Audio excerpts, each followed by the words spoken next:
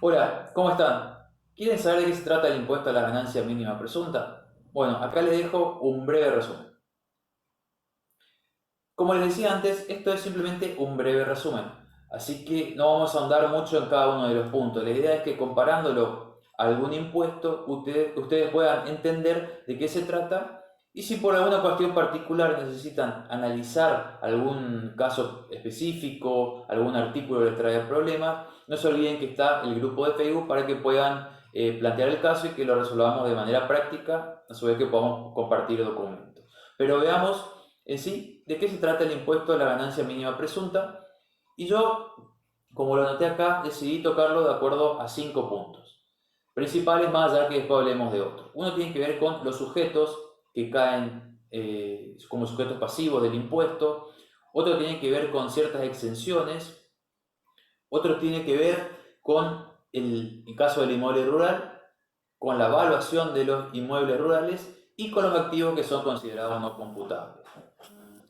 Es decir, ¿qué grava el impuesto a la ganancia mínima presunta? El activo que poseen ciertos sujetos estipulados por este impuesto. ¿Y cuáles son? Hablando generalmente, los que conocemos como sujeto de empresa, las explotaciones unipersonales y aquellos sujetos, por llamarlo así, aquellas personas humanas o asociaciones indivisas titulares de inmuebles, pero solamente con respecto a estos inmuebles que me faltó decir, inmuebles rurales. Es decir, los que sean titulares de inmuebles rurales van a pagar el impuesto por estos inmuebles que posean. Como mencioné al principio, tiene una particularidad de evaluación y con respecto a cuáles están alcanzados y cuáles no están alcanzados. Pero sigamos con el análisis de este impuesto. Es decir, ciertos sujetos que ya dijimos pueden ser las sociedades, pueden ser fideicomisos que no sean financieros, fondos comunes de inversión cerrados, incluso establecimientos estables, recaen como sujetos de este impuesto y van a tributar el 1% sobre el total del activo que posea. Es decir, sobre esto se calcula su impuesto determinado. Ahora bien, hasta acá tiene una idea de qué es el impuesto y qué diferencia hay con el impuesto a los bienes personales. El impuesto a los bienes personales es un impuesto que recae sobre personas humanas y sucesiones indivisas sobre los bienes que tengan, estén afectados o no a la actividad. Es decir, hay ciertas particularidades si están afectados o no a ganancia, como después podemos ver en un caso si ustedes quieren saber cuáles son, pero es lo que tenga la persona humana o sucesión indivisa al 31 de diciembre. En cambio, en el impuesto a la ganancia mínima presunta es lo que tenga cada uno de estos sujetos, que son todos los que no son personas humanas y sucesiones indivisas, por llamarlos de una manera, salvo el caso de inmuebles rurales.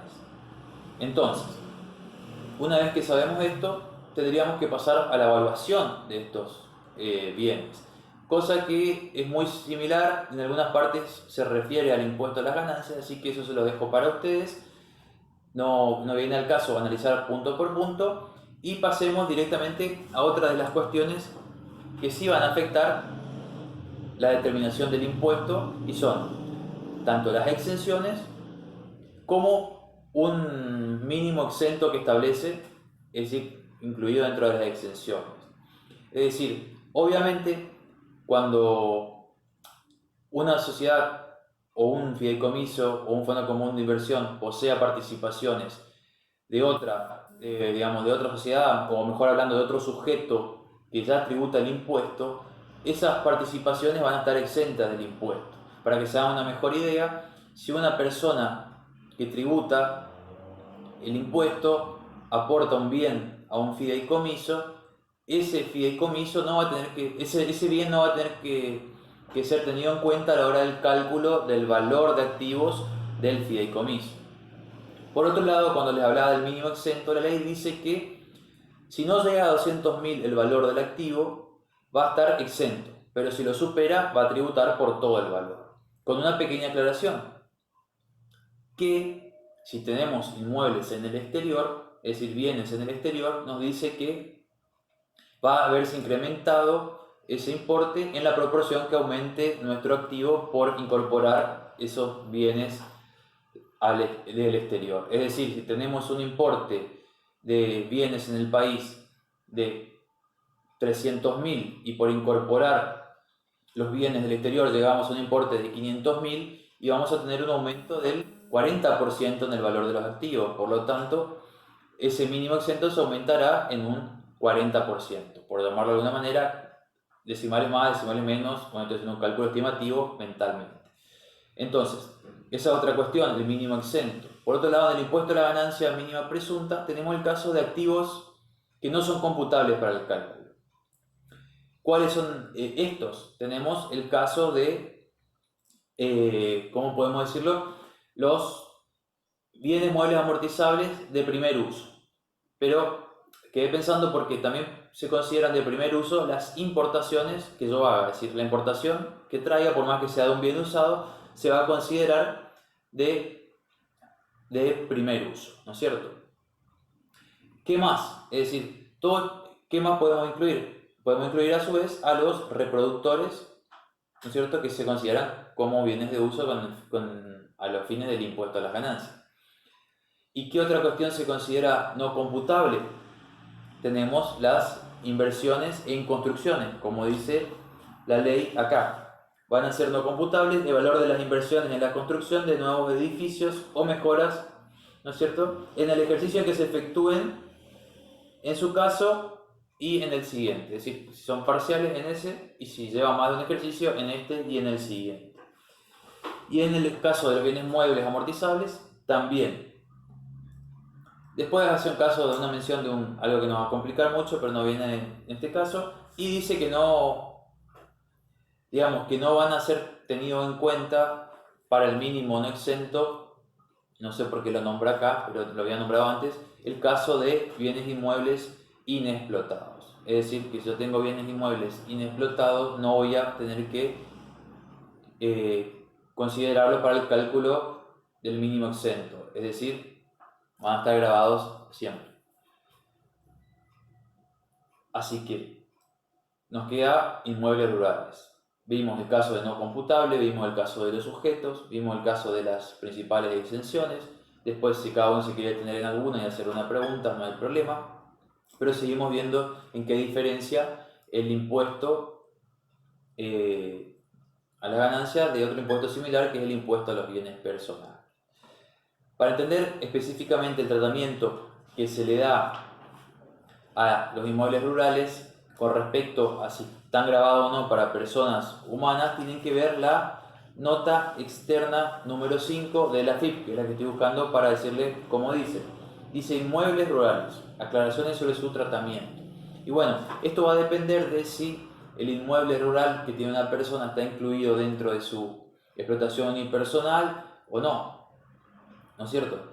Y hace una aclaración la FIP, dividiendo en 3 cuestiones. Se las voy a leer para que ustedes sepan y después las analizamos. Inmuebles rurales afectados al patrimonio de una empresa unipersonal, inmuebles rurales inexplotados, arrendados o cedidos en alquiler y que pertenezcan a personas físicas y instituciones indivisas. Y los inmuebles rurales afectados al patrimonio de una sociedad de hecho. Son 3 cuestiones que plantea esta nota externa. Y van a ver que me tengo mucho en lo que es inmuebles rurales, pero es lo que más caracteriza este impuesto a la ganancia mínima presunta, a su vez del pago a cuenta. Porque a su vez de que determinemos si están grabados para personas o no, después tenemos que ver una particularidad a la hora de evaluarlos. Es decir, primer caso, afectado al patrimonio de una empresa unipersonal, ¿qué va a tener que tributar? El impuesto a las ganancias mínima presunta y va a estar incluido dentro del activo de la explotación unipersonal, por lo tanto voy a tener que tributar impuestos a los bienes personales por esa participación que tenga, es decir, por el 100% que tengo en la explotación unipersonal. ¿Qué pasa si tengo un inmueble rural que lo destino a, por ejemplo, alquiler o que se encuentra inexplotado? Se encuentra alcanzado por el impuesto a la ganancia mínima presunta. Y entonces, ¿qué pasaría con el impuesto a los bienes personales?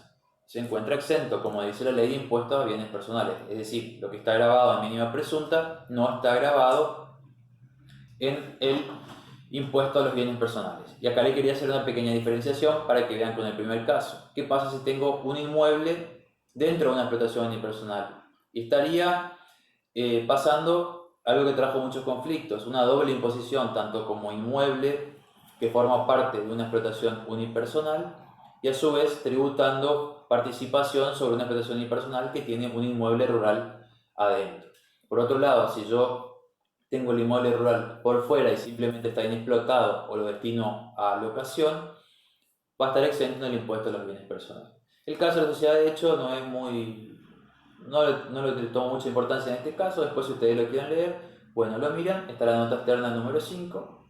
Y bueno, y otra cuestión relevante que se resalta son la instrucción general número 2 de la FIP, por si después la quieren leer. ¿Qué más tenemos con respecto a la diferencia entre el impuesto a los bienes personales y a la ganancia mínima presunta?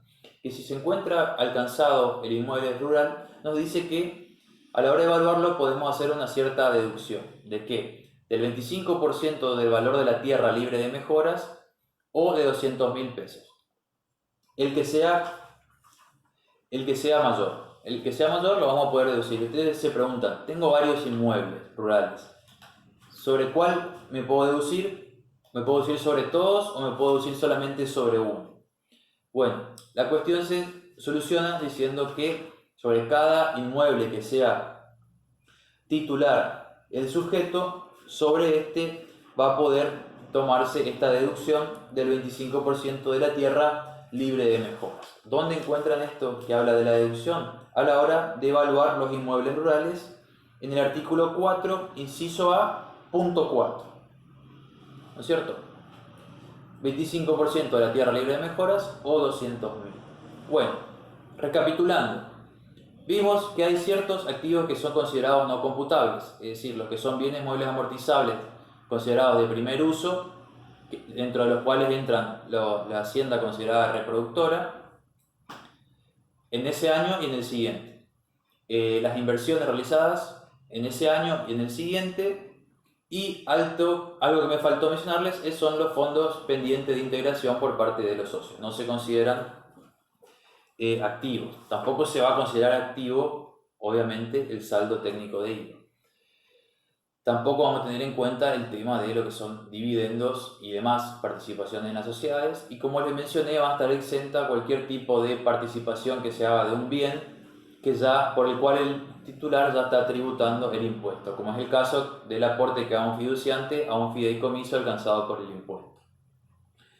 Entonces, vimos eso, vimos la exención de 200.000 que se aumenta en caso de que haya otros bienes que estén en el exterior, es decir, y el caso de que no se aplica este mínimo exento cuando los inmuebles se encuentren inexplotados, es decir, que no sean ni bienes de cambio ni estén afectados totalmente al impuesto a las ganancias.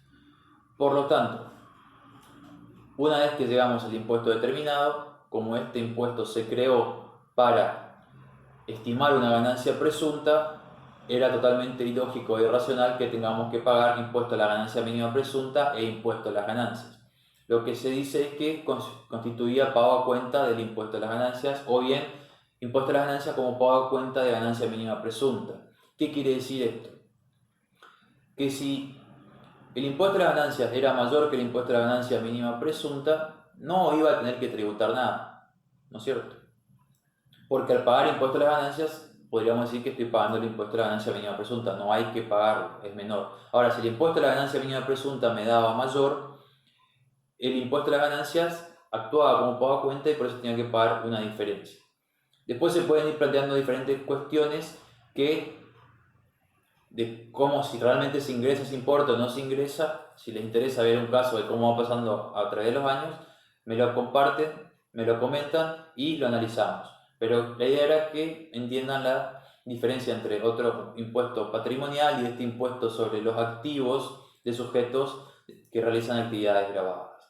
Así que espero que les haya sido de utilidad, espero que les haya, le haya servido para despejar dudas y Lo que me faltó aclararle es que recae sobre los activos que estén tanto en el país como que estén en el exterior. Y sobre los sujetos que habla es sobre sujetos que se encuentran en el país, es decir, todos los mencionados sujetos de empresas del país, explotaciones unipersonales en el país y personas humanas, instituciones indivisas en el país.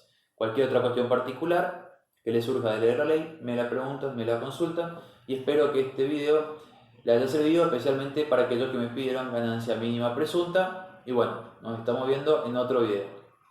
Chao, chao.